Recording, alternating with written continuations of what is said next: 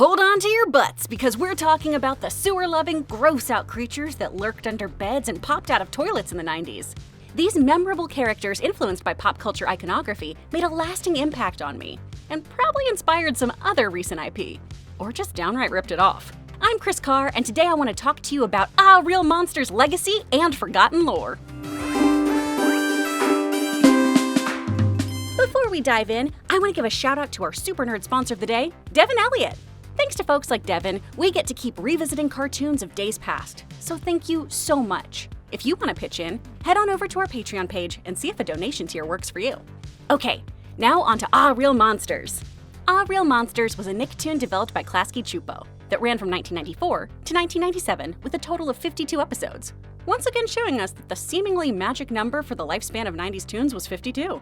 For some reason, this show didn't freak me out like Courage the Cowardly Dog did. I think because of all the bathroom humor, I was too busy laughing to see how genuinely creepy this show could be. I loved these awkward little creatures that were just trying to be the best monsters they could be. The show's plot followed three young monsters, Ickis, Oblina, and Crumb, who are enrolled in monster school where they're learning how to best frighten humans. Most issues in the series revolve around the problems that arise from their scare assignments. Monster Ickis is the son of the great scarer Slickus and struggles to fill his father's shoes. He's often mistaken for a rabbit, has elf shoe-like feet, and has the monstrous ability to turn his eyes red and grow exponentially. Fun fact about the rabbit comparison, Ickis' voice actor Charlie Adler voiced another flop-eared character from your childhood, Buster Bunny from Tiny Toons. Ickis is nervous and full of self-doubt, but comes in the clutch when needed. Oblina, the brain of the bunch, is probably the best student at the academy. She can shapeshift, pull out her guts, and induce nightmares by tickling human brains. Crumb is a stinky dude who holds his eyeballs and is often the comic relief of the show. Honestly, on this rewatch, these three are just a different version of Harry, Hermione, and Ron. Ickis appears to be some sort of chosen one. Crumb is around for the snacks, and Oblina is the most competent and studious. Fun little actor tidbit, the voice actors, Charlie, Christine Cavanaugh, who's another staple in our nostalgia trips, and David Eccles, were all able to record their lines together. This often isn't the case with voiceover. Typically, you read your lines alone in a booth. By recording together, the cast could feed off of each other's choices and energy and improvise more easily. The actors credit this recording style to the chemistry the three monsters have. These monsters and their peers are instructed by the Gromble, a blue-tinted monster with 4 legs who rocks a red lip and red patent pumps. While his footwear is occasionally used as the butt of jokes, I think it was really progressive to have this femme monster leading the pack. He's been scaring since the American Revolution and teaching for at least 300 years. And he has a strong Dr. Frankenfurter vibe. Ironically, Tim Curry, who made that role famous, doesn't voice the instructor. Rather, he provides the voice of his tiny assistant, Zimbo. The Gromble also took inspiration from another set of icons, the Beatles. Much of the style of Aaah Real Monsters has been compared to the art of Yellow Submarine, and the Gromble specifically was inspired by the cartoon's Blue Meanies. Other pop culture juggernauts influenced the aesthetic of the show as well. Blade Runner is said to have been an influence when designing the dump that the monsters live beneath, and that it took some of its bizarre, otherworldly cues from Terry Gilliam's 1985 film Brazil. The Gromble also had what would be known as Gromble gags. Similar to The Simpsons' couch gag, where the family would be doing something odd or different from their living room in each episode's intro, the Gromble would shout a different line in every opening. Anything from "lazy slime balls" to "I can smell you from here" to my personal favorite, "tell it to the Marines."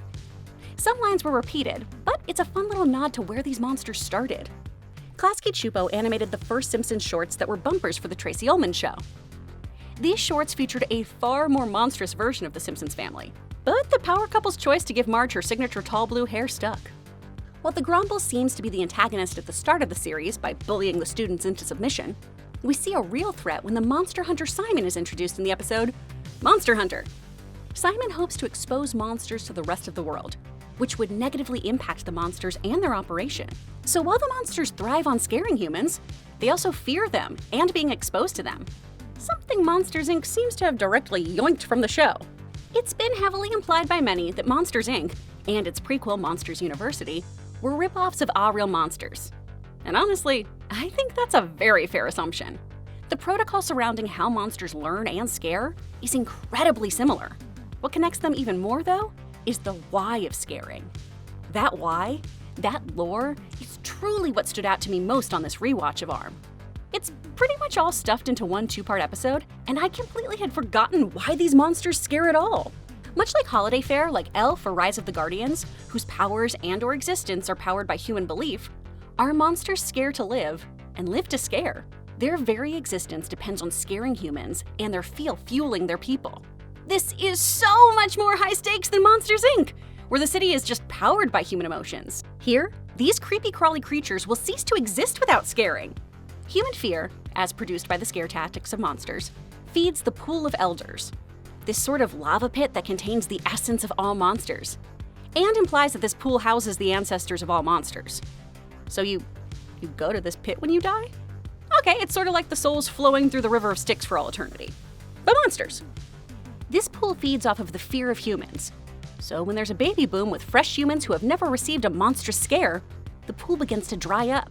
If the pool vanishes, so do the monsters. Now, you'd think this would be common knowledge within the monster realm, but it would appear that only the Gromble is the keeper of the pool, or truly aware of its existence. But even the graduate monsters who show up for alumni night don't believe in the pool. They think it's another one of the Gromble's scare tactics. They've been underperforming, and this is just their headmaster's latest scheme to motivate them. Once students start having their body parts disappear, though, they realize there is a pool, and they panic. Under the instruction of the pool, the Gromble must sit idly, as the pool believes Aaah is the monster to refuel the scares. Aaah, who is just down to his head, has the pool speak to him, and it implores him to use his head and work up some scares. He has all the monsters team up to scare as a unit, working together to frighten the humans, despite not having all their limbs or eyes. His plan works, the pool is replenished, and the monsters return to their normal states. We don't spend a lot of time addressing this lore, which I think is a real shame. I mean, why can only the Gromble and Aaah hear the pool? This purpose-driven existence also adds a whole other layer to the story. Not only do you have students trying to live up to their potential, or like Aaah, live up to being a legacy monster, but they also must be successful scarers to simply continue living. Scare or perish. That's some highbrow conceptual stuff. The students' reliance on their monster manuals is another wonderful addition to the world building of the series. This guidebook on the techniques and trait of scaring is crucial for monsters to know backwards and forwards, and leaving this manual for humans to find is a definite no-no. The book would absolutely reveal them to the world. And since humans fear what they don't understand, monster comprehension and knowledge is out of the question. The monsters appear to rely heavily on text to implement their scares, as we see in the episode Where Have All the Monsters Gone?, when our trio visits the archives searching for basic scare maneuvers. This reliance on tried and true standards and practices adds another level of bureaucracy to the monster world, grounding these bizarre characters and their chaotic adventures in a world filled with a surprising amount of structure. The series was full of disgusting, gross-out humor and truly terrifying imagery, not to mention jokes that were clearly not intended for my young eyes. I mean, in the second episode, which essentially is a rework of the pilot, Crumb gets a toy key shoved into his bum, has it cranked in there, and then he weirdly mutters, "I love you," over and over. How did my parents let me watch that? But also like, hey, no kink shaming, Crumb. If that's your thing, that's your thing. You do you, baby. Despite getting away with these sorts of gags and horror imagery on TV, when it came time to make an Aaah Real Monsters movie, the content was deemed inappropriate and too dark and scary for children, leading to production halting until the project was ultimately scrapped. Instead of developing a different concept, Nick and Klasky Chupo came up with the Rugrats in Paris, the movie, the Wild Thornberrys movie, and Rugrats Go Wild, all of which turned a profit.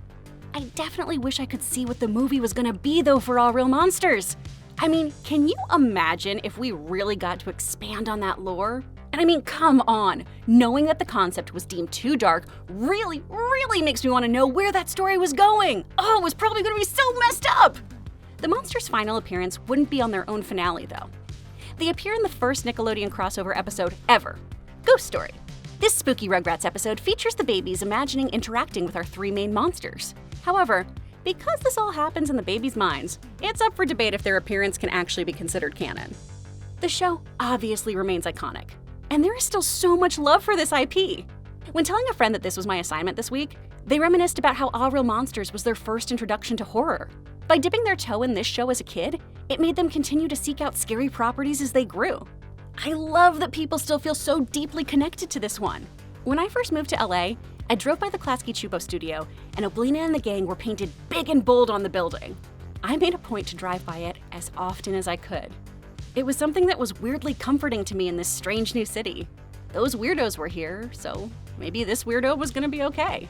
While I definitely didn't understand just how much time the show spent talking about sewage, this one absolutely still holds up, and is a delight. You can stream it now, and I highly recommend you add this weird little show to your Halloween binging lineup. You'll be snorching stoked that you did. Of course, this is how I felt taking a trip back to visit these monsters. The question is, what do you think of the show? Does it hold up? And do you too wish we got more of that tasty monster lore? Hit me up with your hot takes in the comments below. If you liked this video, give it a like. And if you're in the mood for more trips down memory lane, just click to the left for another video. Thank you once again to our donors on Patreon, and thank you for watching. Until the next detour, I'll see you, Space Cowboy.